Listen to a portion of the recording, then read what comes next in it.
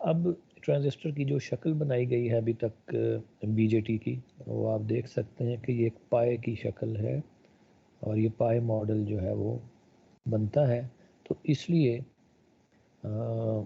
ये यहाँ पर जो इनपुट इम्पीडेंस है मेरे पास ट्रांजिस्टर की बीजेटी की,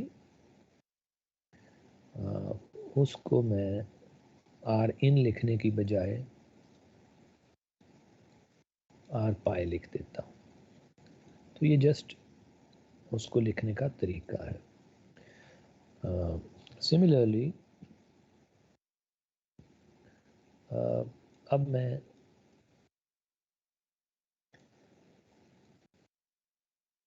करंट के लिए के की बजाय मैं जीएम और यहाँ पर मैं वी इन लिख रहा हूँ। वी इन जो है वो वैल्यू है जो मैं एक्सटर्नल सोर्स लगाऊंगा उसकी। तो ये मैं एक्सटर्नल सोर्स लगाया, उसकी वैल्यू वी इन है। आर पाए के अक्रॉस जो वोल्टेज आएगा उसका नाम मैं वी पाए रख देता हूँ। ये मॉडल क्योंकि पाए मॉडल है इसलिए पाए का ये सिलसिला है, वरना इसके अलावा आप कोई भी नाम रख सकते हैं, मगर बुक के साथ कंपेटिबिलिटी रखने के लिए हम आर इनपुट को लिख रहे हैं आर पाए यहाँ पे। बस ये इतनी सी बात है।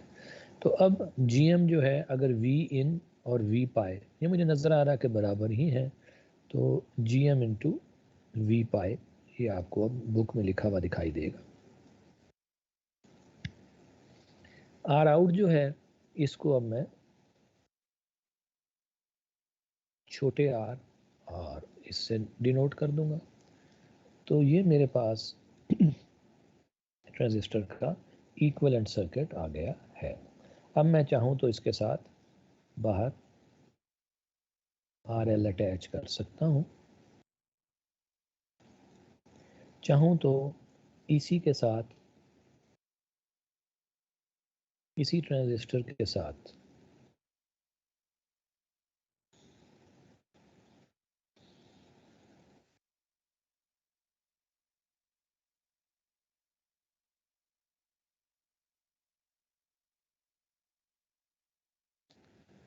और ट्रांजिस्टर सर्किट्स जोड़ सकता हूँ और उनके कनेक्शन भी जो है वो मुझे यहाँ पर नज़र आ सकते हैं। तो मैं आपस में इनके कनेक्शन भी जुड़ सकते हैं। आर एल की जगह पर ये पूरे का पूरा, आर एल की जगह पे ये पूरे का पूरा आगे एक और स्टेज भी लग सकती है। जस्ट आपको बताने का मतलब ये है कि आपने इन सिंबल्स को देखकर समझना क्या है, ये क्या चीज़ लिखी हुई है, क्योंकि जब आपको ये चीज़ें समझ में आ जाएंगी तो इस किताब के जो मुश्किल होने की शिकायत अभी एक बच्ची कर रही थी, इंशाअल्लाह अब वो फिर आपको मुश्किल नहीं लगेंगी ये चीज़ें। ठीक है, अभी तक हमने जो कुछ किया है उसमें कोई चीज़ आपको मुश्किल लग रही है तो पूछते चले जाएं।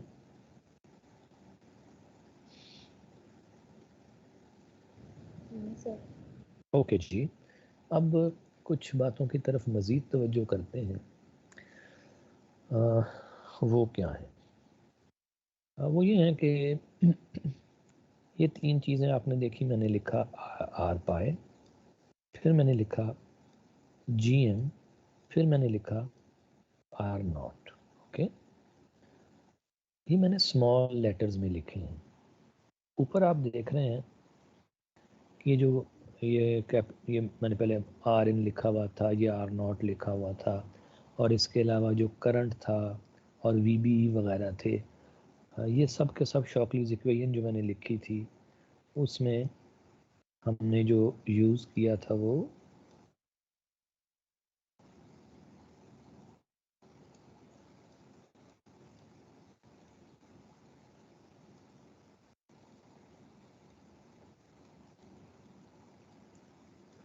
तो इसमें कैपिटल लेटर्स आ रहे थे। इन बातों को थोड़ा सा खोल कर बयान करते, ये जो तीन चीज़ें लिखी हुई हैं इनको स्मॉल सिग्नल पैरामीटर्स कहते हैं। स्मॉल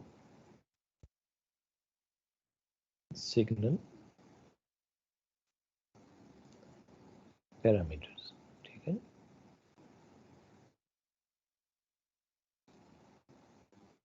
और ये मैंने कहाँ से हासिल किए हैं? ये मैंने स्मॉल सिग्नल मॉडल से हासिल किए हैं। और यहाँ पर ये जो चीज़ें लिखी हुई हैं ये लार्ज सिग्नल मॉडल है।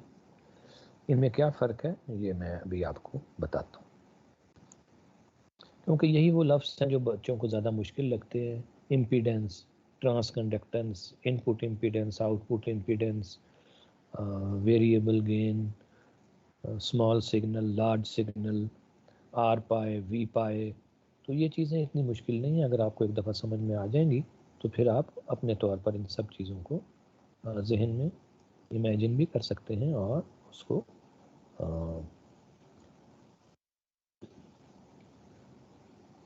आगे इस्तेमाल करके सर्किट एनालाइज कर सकते हैं। सबसे पहले अब इसकी तरफ चलते हैं। ये ट्रांजिस्टर का लार्ज सिग्नल मॉडल को हम रिप्रेजेंट करने के लिए ये इस्तेमाल करेंगे, लार्ज सिग्नल मॉडल।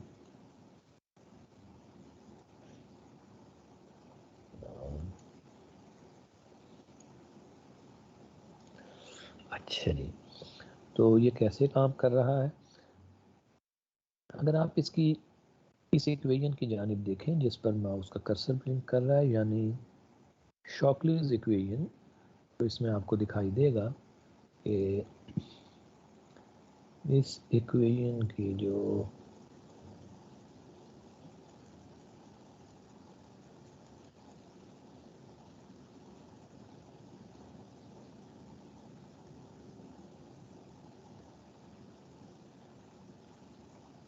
करेक्टरिस्टिक्स हैं वो ये वाले हैं।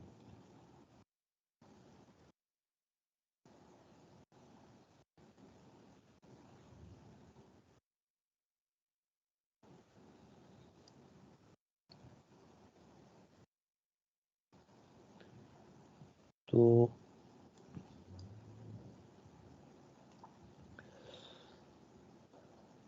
अब ट्रांस कंडक्टेंस क्या चीज़ है?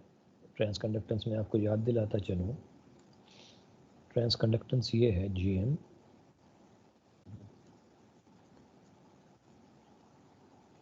it is change in VBE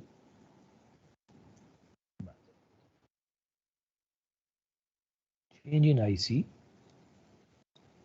with change in VBE।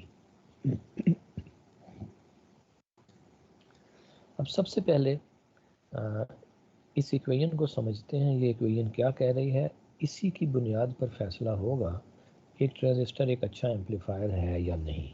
क्यों? कि जो ट्रांजिस्टर की गेन है वो आपने देखा है कि GM पे डिपेंड करती है हैवीली, वोल्टेज गेन GM पर डिपेंड करती है। तो एक ट्रांजिस्टर अच्छा एम्पलीफायर है कि नहीं वो मुझे इस इक्वेशन से पता चलता है कि GM क्या होती है। GM है जी change in collector current with change in VBE। याद रखिए इसमें कंट्रोलिंग पैरामीटर VBE है और कंट्रोल्ड पैरामीटर IC है। इनपुट क्वांटिटी जो कंट्रोल कर रही है IC आउटपुट क्वांटिटी को वो VBE है, और जो क्वांटिटी कंट्रोल हो रही है इस इनपुट क्वांटिटी से वो IC है। अब अगर VBE में थोड़ी सी तब्दीली के साथ IC में ज़्यादा तब्दीली आती है तो न्यूमरेटर एक बड़ी क्वांटिटी आ जाएगी और डिनोमिनेटर जो है वो एक छोटी क्वांटिटी होगी, तो GM की वैल्यू एक लार्ज नंबर आएगी। GM की वैल्यू लार्ज नंबर आने का मतलब ये है कि गेन की वैल्यू ज़्यादा आएगी। उसका दूसरा मतलब ये भी है कि ये इंपॉर्टेंट है, प्लीज़ इधर तवज्जो दीजिए। इनपुट में थोड़ी सी तब्दीली करें, आउटपुट में बहुत ज़्यादा तब्दीली दिखाई देती है। ये बात सबको समझ में आ रही है बेटा? ये इंतहाई अहम बात है। अब इस बात को हम ग्राफ से देखते हैं। ग्राफ में मेरे पास ये दोनों क्वांटिटीज़ IC और VBE दोनों मौजूद हैं। ये ग्राफ आपके सामने है। तो हम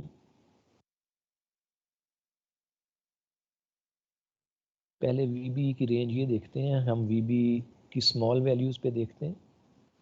VB की स्मॉल वैल्यूज़ पर IC में तब्दीली कितनी आ रही है ये देखते हैं। ये स्मॉल वैल्यूज़ हैं यहाँ से लेके यहाँ तक। तो पहले IC ये था और अब IC ये है। तो VB में मैंने यहाँ पर कितनी तब्दीली की है और IC में ये छोटी सी तब्दीली आई है। अब मैं VB में मज़ीद तब्दीली करता हूँ यहाँ से लेके यहाँ तक।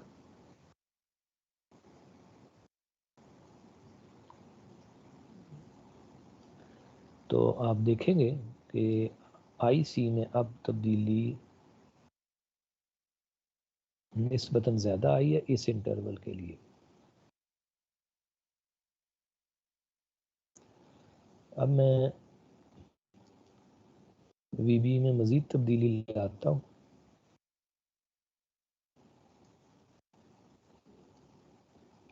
तो इतनी ही तब्दीली जितनी मैंने पहले की थी उतनी तब्दीली ला रहा हूँ, तकरीबन यहाँ तक। तो यहाँ पे मैंने VB में इतनी तब्दीली की है। अब मैं IC में तब्दीली देखता हूँ कि IC में तब्दीली कितनी आ रही है। और जब मैं यहाँ से ऊपर जाता हूँ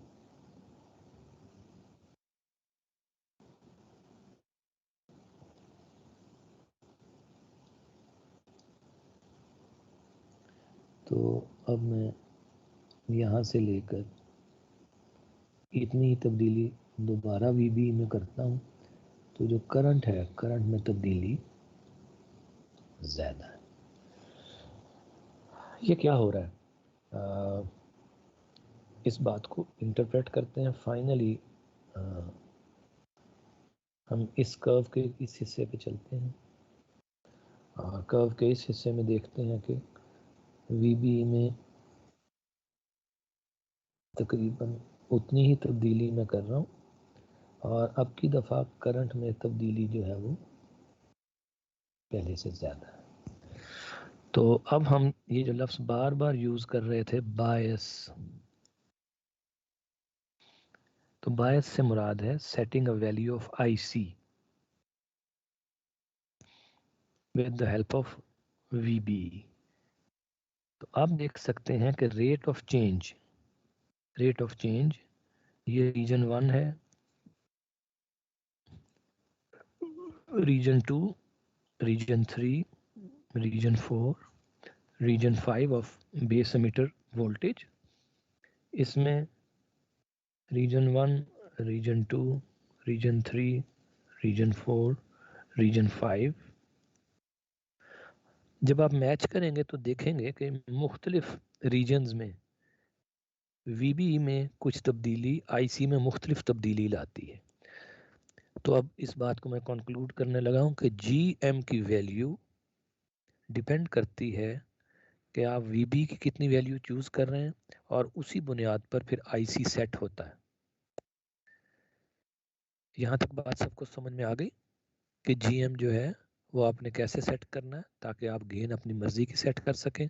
GM की जो सारी गेम है वो IC और VB की वैल्यूज पर है। मगर इससे भी ज़्यादा सिंप्लीफाइड फॉर्म में मैं आपको इसका कंक्लूजन दिखा देता हूं कि ये हम ट्रांसकंडक्टेंस, ये मैंने आपको बताया है, ये अभी आपने पढ़ा है, ठीक है। अभी मैंने आपको ये सारी चीज़ सिखाई है।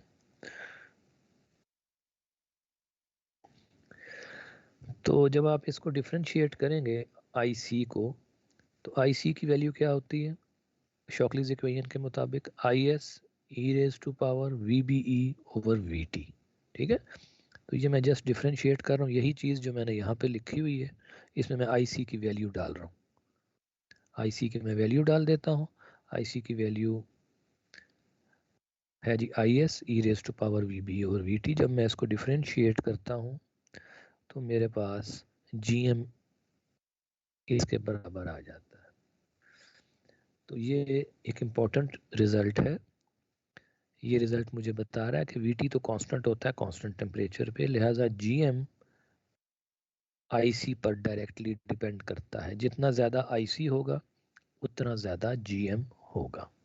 तो बायस करंट की वैल्यू सेट करने से आप जीएम सेट कर सकते हैं, और जब आप जीएम सेट कर लेते हैं तो फिर आपके पास वोल्टेज गेन जो है वो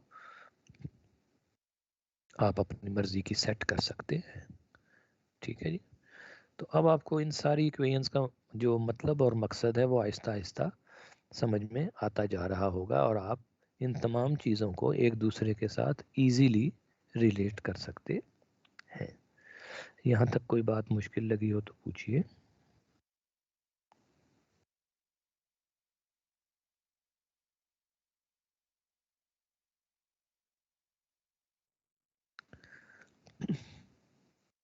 ओके जी। Excuse me sir. जनाब। सर ये जो हम 22 पॉइंट सेट करते हैं, इसका ट्रांजिस्टर के कट ऑफ रीजन के साथ भी कोई लिंक है? अच्छा जी, मैं बता देता हूँ आपको। तो देखते हैं कट ऑफ क्या चीज़ है। करेक्टरिस्टिक की तरफ चलते हैं। वो करेक्टरिस्टिक जो हमने यहाँ पे ड्रॉ किए थे और यहाँ पर भी हैं। ओके जी, कट ऑफ देखते हैं। कट ऑफ कहते हैं किसको? कट ऑफ कहा जाता है बीजेटी में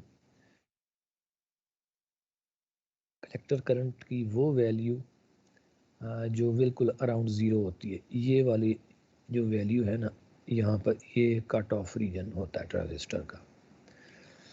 ऐसा क्यों होता है? ऐसा इसलिए होता है कि हम VBE की सफिशेंट वैल्यू फराहम नहीं करते।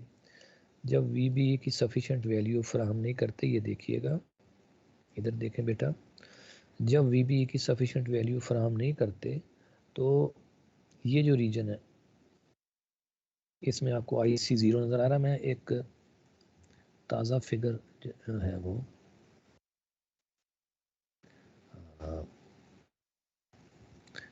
कॉपी पेस्ट मैं कर देता हूँ।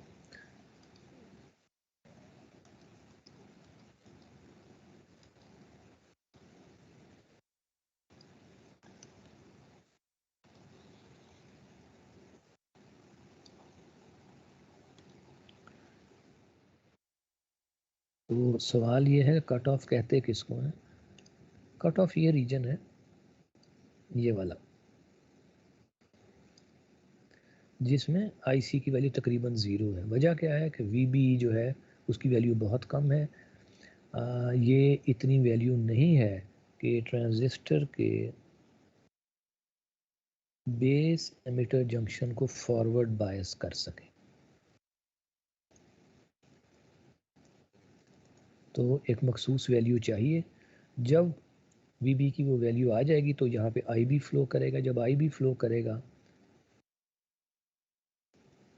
तो फिर IC भी फ्लो करेगा। तो कट ऑफ इसको कहते हैं जी। सबसे पहले पूरी क्लास को मैं ये बताना चाह रहा था कट ऑफ रीजन कौन सा है। तो IC की वैल्यूज़ जो ज़ीरो के अराउंड हैं वो कट ऑफ वैल्यूज़ हैं। जब मैं VBE की वैल्यू बढ़ाता हूँ तो उससे IB की वैल्यू बढ़ती है। IB की वैल्यू बढ़ने से IC की वैल्यू बढ़ती चली जाती है। ये देखिए, ये IB की वैल्यू बढ़ रही है और इसकी वजह से IC की वैल्यू बढ़ती चली जा रही है। ठीक है जनाब। तो एक तो ये बात हो गई। अच्छा जी, आपकी बात का बेटा किसी हद तक जवाब आ गया, या आप की कोई मज़ीद इसमें क्यूरी है तो वो भी मैं जवाब दे देता हूँ। हो गया सर, हो गया। हो गया, चलें, ओके गुड, राइट जी। तो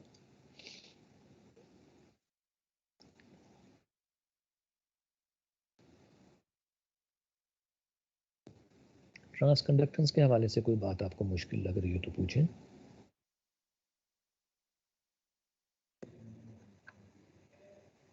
ओके जी, ट्रांस कंडक्टेंस के बारे में भी हमें क्लियर है। तो स्मॉल सिग्नल मॉडल के बारे में अब मैं आपसे बातचीत करता हूँ कि स्मॉल सिग्नल मॉडल क्या चीज़ है और इसको स्मॉल सिग्नल क्यों कहा जा रहा है। अब इस कैरेक्टरिस्टिक पर थोड़ा सा गौर कीजिएगा। ये एक्सपोनेंशियल कैरेक्टरिस्टिक्स हैं, हम सबको दिखाई दे रहा है, और ये करेक्टरिस्टिक मेरे पास इस इक्वेशन से आए हैं, I C is equal to I S E raise to power V B E over V T. तो वी बी ई और आई सी की जो डिपेंडेंस है वो एक्सपोनेंशियल डिपेंडेंस है। अब एक्सपोनेंशियल डिपेंडेंस जो है वो हाईली नॉन लीनियर है।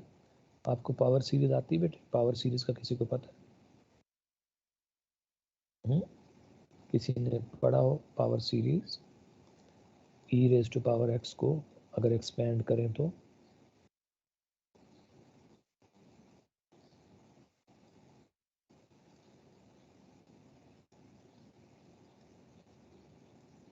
कोई इस किस्म की चीज किसी को पता है? क्यों बेटे, देखी हुई है आपने कोई चीज ऐसी?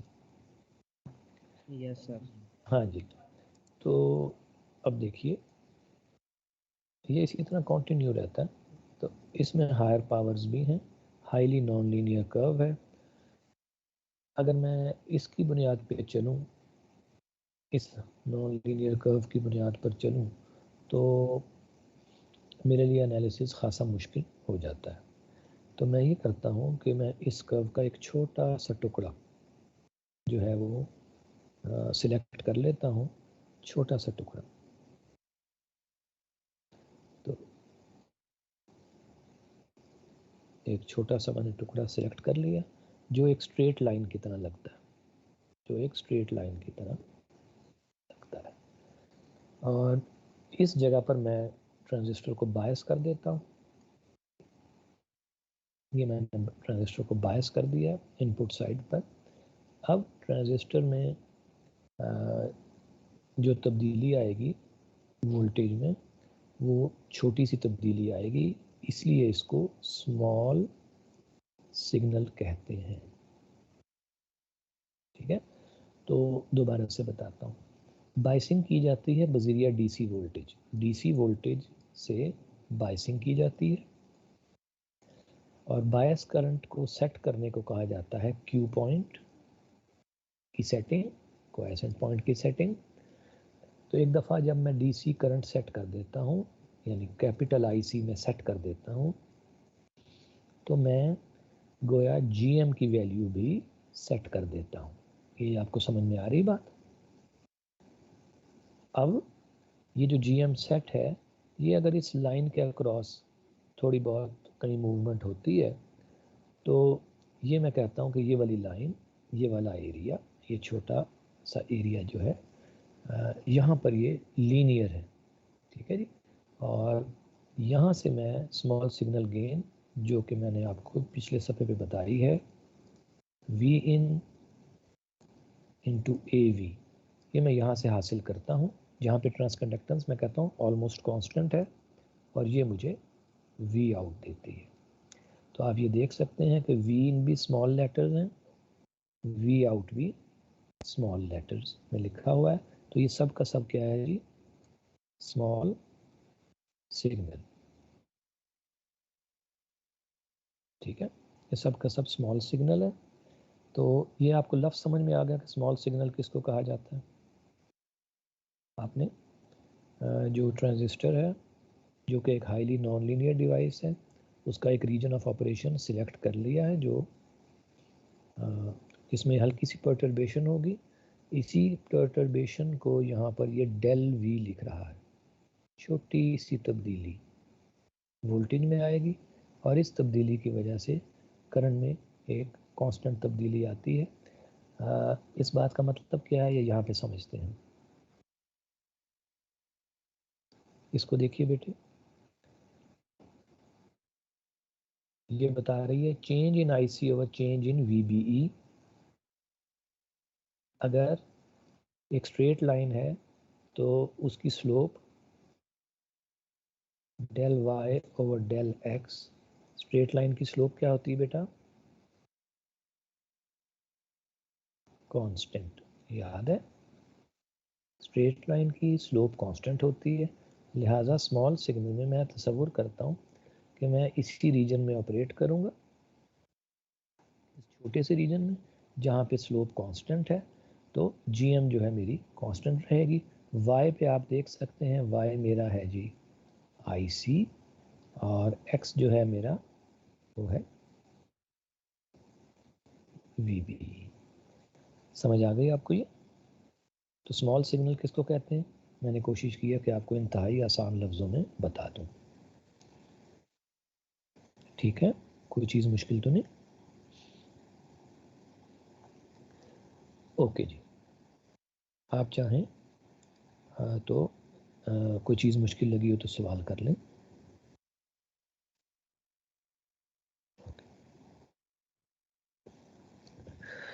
अच्छा अच्छा अली, आप से एक बात मैं कहना चाहूँगा कि आप देख रहे हैं कि हमने लेक्चर के पहले हिस्से में जब हम डिस्कशन में स्टूडेंट्स को शिरकत की दावत दे रहे थे, तो कुछ बच्चे जो थे वो हमें रिस्पॉन्ड नहीं कर पा रहे थे। तो आप हाँ जी, वो आप अपने साथियों को ये पैगाम भी पहुंचा दें कि आप देख रहे हैं कि इसमें आज के लेक्चर में हमने तकरीबन पिछले पूरे कोर्स का मैंने आपको निचोड़ जो है वो ये मैंने सिखाने की कोशिश की है। और कोशिश की है कि रज़ावी की बुक जिन जिन वजूहात की वजह से आपको मुश्किल लगती थी वो सब बातें बिल्कुल क्रिस्टल क्लियर करके आपके सामने पेश कर दूं। तो स्टूडेंट्स अगर चाहें लर्निंग के लिए तो उसमें एक एक तरीका ये हो सकता है कि बेशक लॉगिन हो तो थोड़ी देर पढ़ भी लें, वरना ये है कि ठीक है आप स्टूडेंट की मर्ज़ी है लॉगिन होते हैं और को दीगर मसरूफियात जो इससे ज़्यादा अहम है उनमें मशगूल हो जाते हैं, वो उनकी अपनी प्रेफरेंस है। बहरहाल ये है कि अगर वो कुछ लर्न करना चाहें तो उन्हें आप जो है दावत दे सकते हैं कि वो करें। इसके कुछ फ़वाइद हैं इसमें शामिल होने के, वो ये हैं कि एक तो लर्निंग हो जाएगी, दूसरा क्विज़ असाइनमेंट मिड और एंड में जो सवालात आएंगे वो सॉल्व करने में आसानी होगी, और उसका फिर ये फ़ायदा है कि GPA जो है हमारा बेहतर हो जाएगा। लेक्चर में फोकस ना करने के जो नुकसानात हैं वो भी यही हैं कि क्विज़ असाइनमेंट्स मिड और एंड में जब सवालात वगैरह आएंगे तो उन्हें हल करना मुश्किल होगा, ज़ाहिर है नंबर वगैरह नहीं आ पाएंगे। तो खुदा ना करे F ग्रेड आने का भी खदशा है अगर बिल्कुल ही नंबर ना आ पाए। तो ये बातें हो सकता है आपके जहन से निकल गई हैं, तो साथियों को ये बातें भी अपने फ्रेंड्स को क्लास फेलोज़ को बता दें। तो ये जस्ट आपके साथ एक छोटी सी डिस्कशन करनी थी। अली के अलावा दीगर साथी जो भी सुन रहे हैं उनके लिए भी यही है कि आप अपने फ्रेंड्स को जो लेक्चर में मौजूद नहीं हैं या मौजूद हैं तो फिर भी मौजूद नहीं है, उन उन तक ये बात पहुंचाएं। इसमें ज़ाहिर है मेरे लिए तो अगर कोई एक बच्चा भी आ जाएगा तो मैंने तो पढ़ाना एक बच्चे को भी या 100 बच्चों को भी पढ़ाना, मुझे इससे जो है वो मेरे पढ़ाने में कोई फ़र्क इंशाल्लाह आप नहीं देखेंगे, चाहे एक बच्चा आएगा चाहे 100 बच्चे आते हैं। हाँ, जो मैंने बातें आपसे की आपके इम्तिहानी हवाले से और लर्निंग के हवाले से वो बातें ज़रूर पहुंचाइए अपने साथियों तक। ओके, तो ये बात स्मॉल सिग्नल के हिसाब से मैंने आपको बता दी। स्मॉल सिग्नल ही के एतबार से आखिरी चंद मिनट रह गए, मैं कुछ और बातें भी आपसे डिस्कस कर लेता हूँ कि अगर आप चाहें कि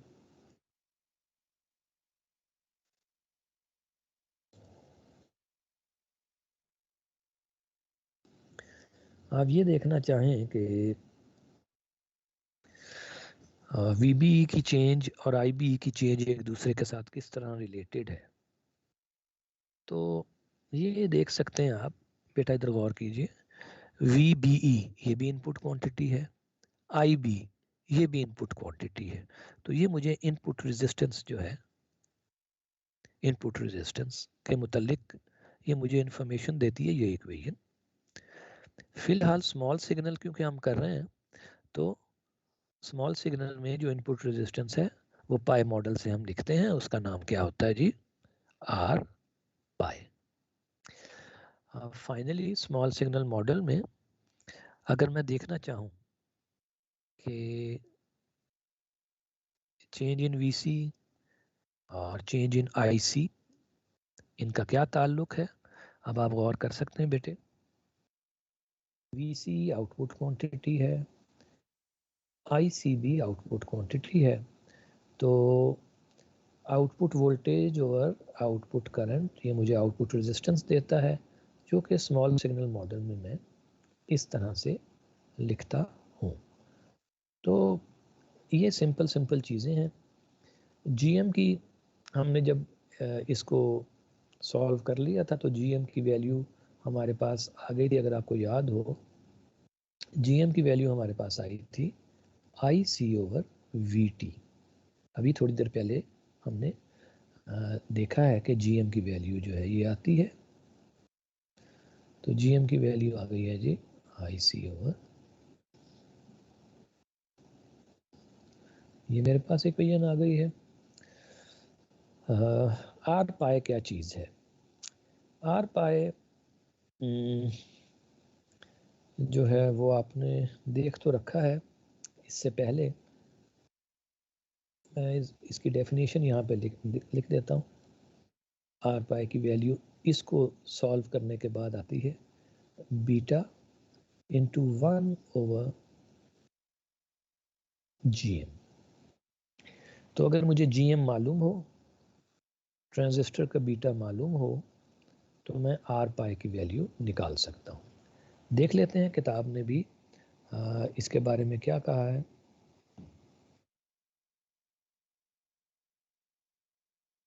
तो किताब जो है ये यही बात जो मैंने आपको लिखकर बताई है, किताब यही बात कर रही है कि आर पाई क्या है, चेंज इन वीबी और चेंज इन आईबी का रिलेशनशिप। यही बात मैंने आपको यहाँ लिख के बताई है। देखिए, चेंज इन वीबी और चेंज इन आईबी का रिलेशनशिप ये आर पाई कहलाता है। यही बात है जी। और इसको बीटा इंटू 1/GM यानी बीटा ओवर GM इसको कहते हैं। ठीक है, ये कैसे आया, ये इन्होंने यहाँ पर इसकी तफसील दे दी है।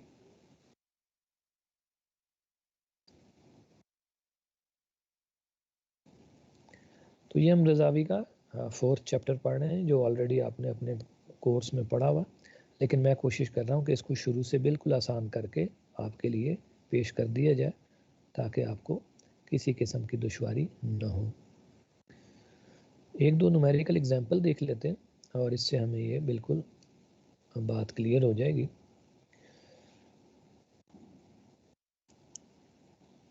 एक ट्रांजिस्टर सर्किट हमें दे दिया गया और इसका कलेक्टर करंट जो है वो हमें अगर निकालना पड़े तो उसके लिए मुझे IS की ज़रूरत है।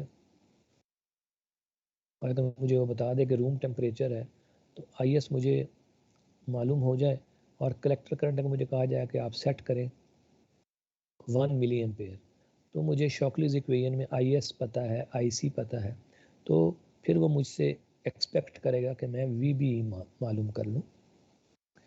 ये देखिए, शॉकलीज इक्वेशन मुझे कहता है कि 1 मिली एम्पेयर IC सेट कर दो, IS की वैल्यू उसने मुझे बता दी है, रूम टेम्परेचर मुझे उसने बता दिया है, तो 26 मिली वोल्ट ये है। तो मुझसे फिर क्या तवक्को की जाएगी कि आप VBE की वो वैल्यू बताएं जिस पर IC जो है वो 1 मिली एम्पेयर सेट हो जाता है। ठीक है जी, तो ये जो है ये तरीकाकार है। अब अगर कहता है कि मैं आपको VBE की वैल्यू बता दूं, फॉर एग्जांपल 800 मिली वोल्ट, तो उसके हिसाब से IS की वैल्यू पुट करूं, यहाँ पे मैं 800 मिली वोल्ट पुट करूं, यहाँ पर 26 मिली वोल्ट पुट करूं, तो मुझे IC की वैल्यू यहाँ से पता चल सकती है। वो कहता है IC की वैल्यू इस केस में 6.92 मिली एम्पेयर आएगी। एक दफ़ा जब मुझे IC की वैल्यू पता चल जाती है, तो मैं IC ओवर VT लिखने के बाद GM मालूम कर लेता हूँ। तो ये बहुत सिंपल है। ये सारी चीज़ें मैं आपको इसलिए चाह रहा था कि एक न्यूमेरिकल एग्जांपल की सूरत में मालूम हो। जब मुझे एक दफ़ा GM की वैल्यू पता चल जाए और मुझे ट्रांजिस्टर बीटा मालूम हो, फॉर एग्जांपल 100 है, तो मैं 100 को मल्टीप्लाई करता हूँ 1/GM से। तो GM अगर ये है तो 1/GM क्या होगा, 3.75। GM अगर 1/3.75 है तो 1/GM होगा 3.75। 3.75 को जब मैं 100 से मल्टीप्लाई करूँगा तो जवाब मेरे पास आ जाएगा 375 ओम्स। तो अब आपको ये भी मालूम हो गया कि इनपुट रेजिस्टेंस कैसे सेट की जाती है, input impedance, input resistance of transistor कैसे सेट की जाती है। तो गेन के मुतालिक भी मुझे पता चल गया, गेन जीएम जो है ये कैसे सेट होती है, ट्रेस कंडक्टेंस जो गेन के लिए बहुत अहम है, और आर पाए ये कैसे सेट होता है ये भी मुझे मालूम हो गया। तो आज के लेक्चर की फाइनल बात यहाँ पर देखते हैं और लेक्चर का जो है कंप्लीशन अनाउंस करते हैं। वो है सर। जी बेटा बोलें सर, जो न्यूमेरिकल में VBE की वैल्यू थी वो हमने ही अज्यूम की थी या क्वेश्चन में गिवन थी? वो बेटा इंशाल्लाह अभी ये क्वेश्चन करेंगे तो ये दोबारा से सारे सवालों के जवाब दूंगा। मैंने सिर्फ आपको यहाँ पर चंद वैल्यूज़ न्यूमेरिकल डाल के सिर्फ बताई हैं कि जो हमने आज की लेक्चर में जितने सवालात रेज़ किए थे उन सब के जवाबात पता चल जाएँ, इसलिए मैंने ऐसा किया। अच्छा जी जी, फाइनल बात देखते हैं। फाइनल बात है कि आर आउट होता है डेल VCE ओवर IC, यानी आउटपुट वोल्टेज में चेंज और आउटपुट करंट में चेंज, इन दोनों की रेशो ली जाए तो आउटपुट रेजिस्टेंस मालूम हो जाता है। ये चीज़ यहाँ पर लिखी हुई है, ये आप देख सकते हैं, IC और VCE की चेंज, ये R0 है और इसको आप IC ओवर VA की शक्ल में लिख लेते हैं। तो ये VA क्या है ये इंशाल्लाह मैं आपको अगले लेक्चर में बताऊंगा। तो जल्दी से रिकैप कर लेते हैं। आज हमने उन तमाम चीज़ों का जायज़ा लिया है जो हमें पिछले कोर्स EDC में पढ़ाने की कोशिश की गई थी कि ट्रांजिस्टर जो है वो बतौर एम्पलीफायर कैसे काम करता है, उसका एनालिसिस कैसे किया जाता है कि ट्रांजिस्टर का स्मॉल सिग्नल मॉडल जो है या लार्ज सिग्नल मॉडल वो रख के उसका एनालिसिस किया जाता है। ट्रांजिस्टर के चलने के लिए ज़रूरी है कि वो बतौर एम्पलीफायर अगर हम उसको इस्तेमाल करना चाहें तो हम उसे बायस करते हैं और बायस करने के लिए हम उसका कलेक्टर करंट सेट करते हैं, इनपुट पर कुछ वैल्यू देते हैं वोल्टेज की ताकि बेस एमिटर जंक्शन जो है वो फॉरवर्ड बायस हो जाए। एक दफ़ा जब ये चीज़ें सेट हो जाती हैं तो ट्रांजिस्टर की GM, ट्रांजिस्टर का इनपुट इम्पीडेंस आर पाए GM और आर आउट, ये सब का सब हम सेट कर लेते हैं IC की मदद से। और फिर ट्रांजिस्टर जो कि एक वोल्टेज कंट्रोल्ड करंट सोर्स है, ये हमें V आउट ओवर V इन ये रेशो जो है ये प्रोवाइड करता है और बतौर एम्पलीफायर ये काम करता है। तो ये जी आज के लेक्चर का क्रक्स था। मैं ये चाहूँगा कि आप हजरात जो हैं वो चैप्टर नंबर 4 जो है उसको आप इस आर्टिकल से ऊपर ऊपर इन 4.62 से पहले पहले 4.61 आर्टिकल तक आप जो हैं इसको पढ़ लें आपकी, ताकि रिवीजन भी हो जाए और जो जो चीज़ें मैंने पढ़ाई हैं उनको आप रिलेट भी कर लें। ठीक है, तो अगली दफ़ा जब आप आएँ तो आपने इसको जो है पढ़ा हुआ हो, इसका जो चैप्टर नंबर 4 है 4.61 आर्टिकल तक, ये जस्ट रिवीजन है, ये आप जहन में रखिए। लेकिन उसके बावजूद अगर कोई चीज़ समझ में ना आए तो ये आप मुझसे इंशाल्लाह अगले लेक्चर में पूछ सकते हैं। अगर कोई सवाल है आज के हवाले से, कोई चीज़ आज समझ नहीं आई तो पूछ लीजिए, नहीं तो फिर हम क्लास एंड कर देते हैं।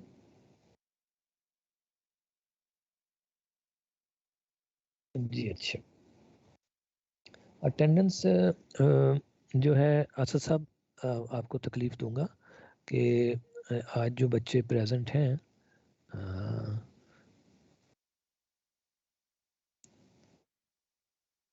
उनकी गालिबन लेक्चर के उसमें वो आ जाएगी। ये आपके पास भी ये चीज़ आ रही, पार्टिसिपेंट्स आ रहे हैं बेटे आपके पास? हाँ बेटा, बस आप इन्हें जो है ना ये देख लीजिए और वो लिस्ट भी आपके पास स्टूडेंट्स की है ना ये वाली? हाँ जी, तो इसके आगे बेटे मार्क आप मुझे कर देंगे अटेंडेंस? आपके पास ये टीम टीम से डाउनलोड भी हो जाती है, तो आपके पास अभी वो राइट्स हैं ना, आप मेंबर हैं, आप भी डाउनलोड कर सकते हैं ना। अच्छा ओके ओके, ठीक है। तो हम जो है फिर यहाँ से